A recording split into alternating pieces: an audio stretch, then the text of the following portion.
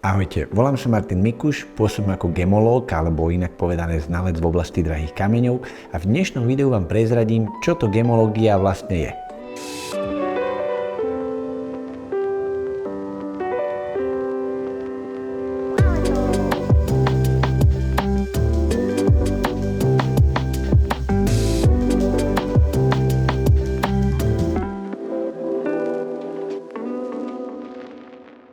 Ako iste mnohí z vás tušíte, gemológia je veda, ktorá sa zaoberá štúdium drahých kameňov.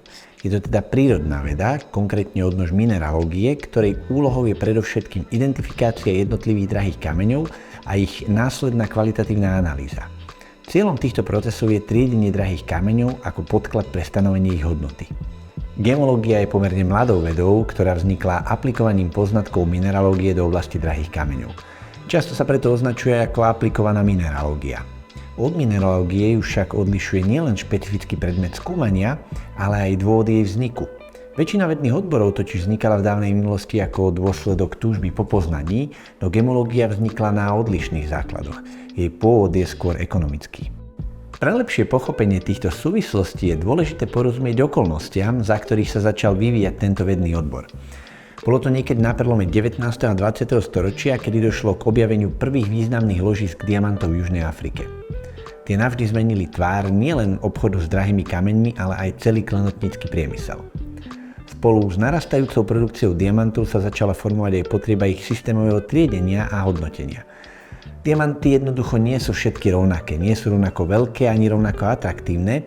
Sú to kamene rôznych kvalít, ktoré bolo potrebné začať systematicky triediť. Klenotníci totiž veľmi rýchlo vypredali žiarivé, bezfarebné a dokonale čiré diamanty, no kamene s hnedým nádychom či voľným okom viditeľnými inklúziami, alebo zjednodušene povedané vnútornými chybami, im zostávali na pultoch stáť.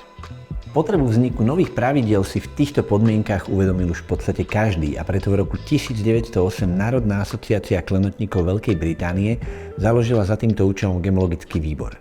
Tento výbor sa postupne pretvoril na Gemological Association of Great Britain, dnes inštitúciu známu ako GEMA. Prvým americkým absolventom gemologických štúdií na pôde tejto asociácie sa v roku 1929 stal Robert Shipley, ktorý v roku 1931 založil Gemological Institute of America, známym ako GIA, ktorý je v súčasnosti najprestížnejším gemologickým inštitútom sveta. Gemológia je teda vedou, ktorá bola vybudovaná na ekonomickom základe. Bol to práve rozvoj diamantového trhu, ktorý v tomto smere udával a dodnes udáva trend a ktorému aj všetky ostatné drahokamy vďačia za vznik svojich vlastných hodnotiacich kritérií. Asi najlepším zdôvodnením existencie gemológie ako vedného odboru je celkový obrat tohto odvetvia, ktoré každoročne presiahne sumu 20 miliard amerických dolárov.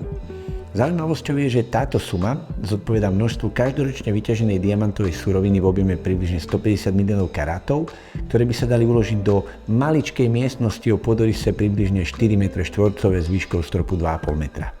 A čo vy? Je podľa vás diamant kráľom drahých kameňov a tým pádom aj celej gemológie?